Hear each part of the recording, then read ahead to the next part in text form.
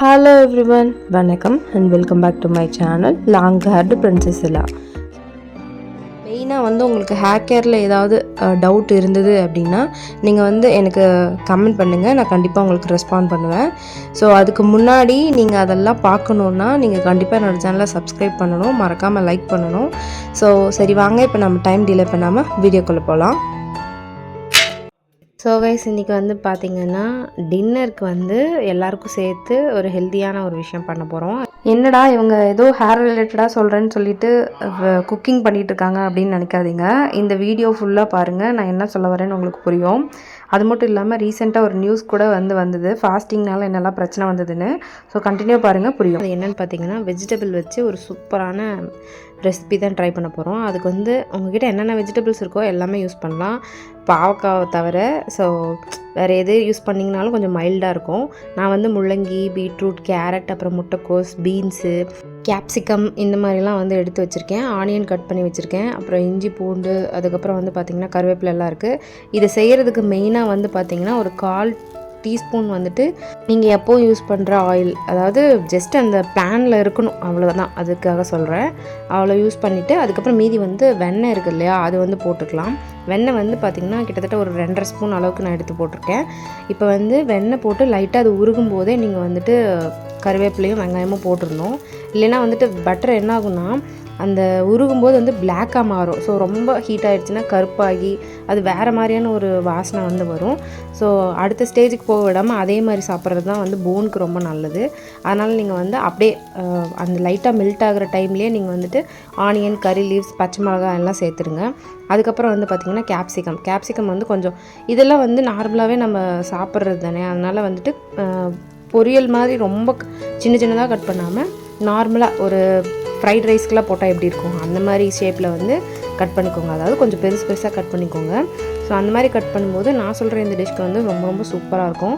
மோஸ்ட்டாக நாங்கள் வந்து இதை எதுக்கு சாப்பிடுவோம்னா இந்த ஃபாஸ்டிங் இருக்கிற டைமில் நைட் டைம் ஃபுட் எடுக்க மாட்டோம், இந்த மாதிரி எடுத்துப்போம்.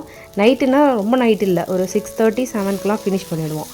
ஸோ இப்போ வந்து பச்சை பட்டாணி கொஞ்சம் ஊற வச்சு முளைக்கட்டி வச்சுருக்கேன், அதையும் வந்து சேர்த்துக்கிறேன். நல்லா ஒரு கைப்பிடி அளவுக்கு எடுத்து அதையும் ஃபுல்லாக வந்து சேர்த்து இப்போ நல்லா ஃப்ரை பண்ணிக்கலாம். ஆயிலே வந்து லைட்டாக வந்து ஃப்ரை பண்ணுங்கள், ரொம்ப குக் பண்ண தேவையில்லை, ஏன்னா எல்லாமே சீக்கிரம் குக் ஆகிடும்.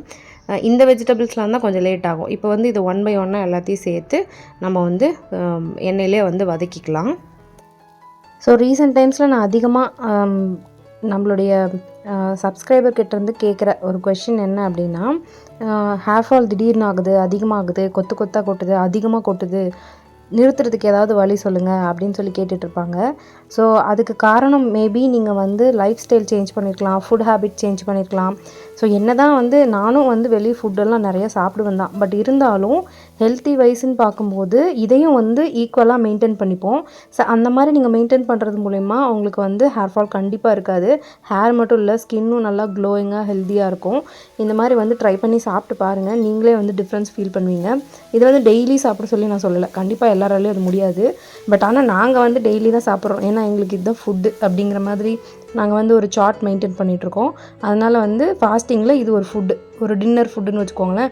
ஸோ அதனால் நீங்கள் வந்து உங்களுக்கு எந்த மீலில் வந்து இதை ஆட் பண்ண முடியுமோ அந்த மீலில் ஆட் பண்ணி நீங்கள் வந்து இன்டேக் பண்ணுறதுக்கு ட்ரை பண்ணுங்கள். கண்டிப்பாக உங்களுக்கு வந்து ஹெல்த் வைஸும் சரி, ஹேரு, ஸ்கின்னு எல்லாமே ரொம்ப ரொம்ப சூப்பராக இம்ப்ரூவ் ஆகிறத உங்களால் ஃபீல் பண்ண முடியும். ஸோ இப்போ கொஞ்சமாக சால்ட் போட்டு நல்லா வந்து பரட்டி விட்டுக்கோங்க. பரட்டி விடும்போது லைட்டாக தண்ணி விடுற மாதிரி இருக்கும். ஸோ அதுக்கப்புறமா நம்ம வந்து பாதி ஆவியில் வேகிற மாதிரி, பாதி வந்துட்டு இந்த காயோட அந்த தண்ணியிலே வேகிற மாதிரி அந்தளவுக்கு வந்து நம்ம இதில் வந்து தண்ணி சேர்க்கணும்.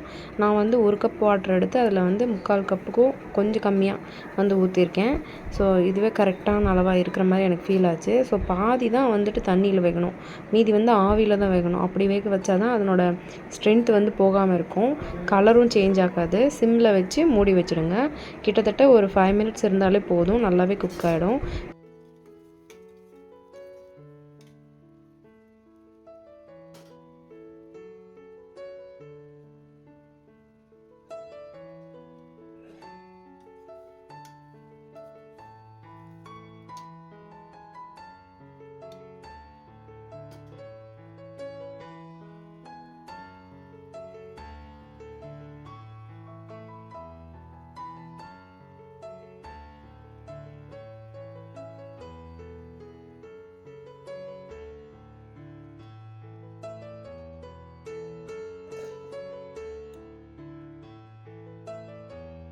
ஸோ இப்போ ஆஃப்டர் 5 மினிட்ஸ் பாருங்கள், நான் இடையில எடுத்து ஒரு தடவை கலரி விட்டேன். அதுக்கப்புறம் இப்போ பார்த்தீங்கன்னா அப்படியே நல்லா அந்த காயில் நல்லா சூப்பராக வெந்து கலர்லாம் சேஞ்ச் ஆகி சூப்பராக வந்து ரெடி ஆகிருக்கு.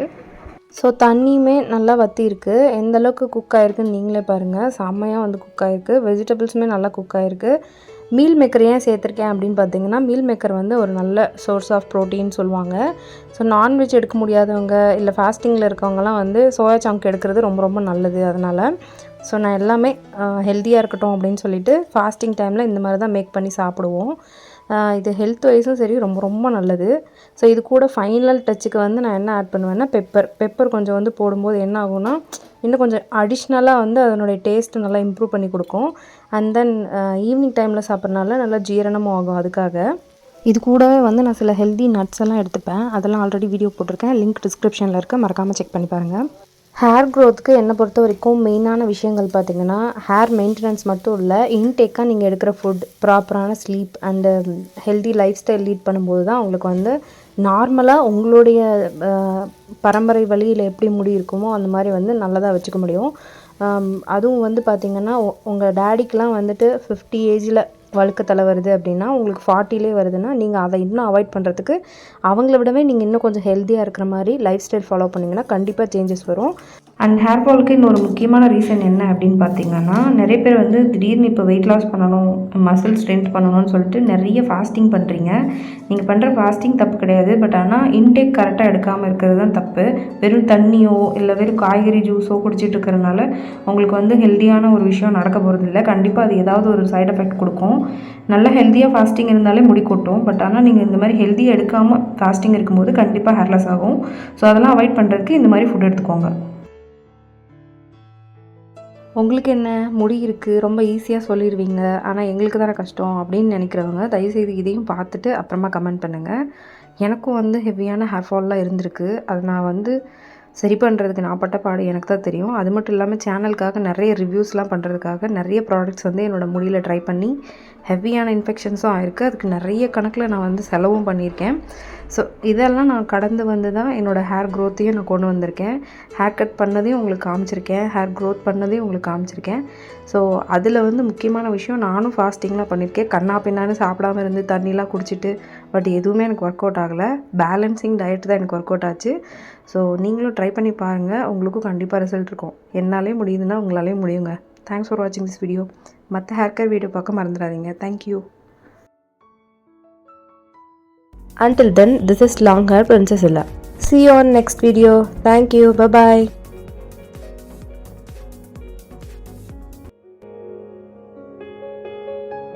ஸோ கண்டிப்பாக ட்ரை பண்ணி பாருங்கள், டெஃபினட்டாக ரிசல்ட் வரும். தேங்க்ஸ் ஃபார் வாட்சிங் திஸ் வீடியோ.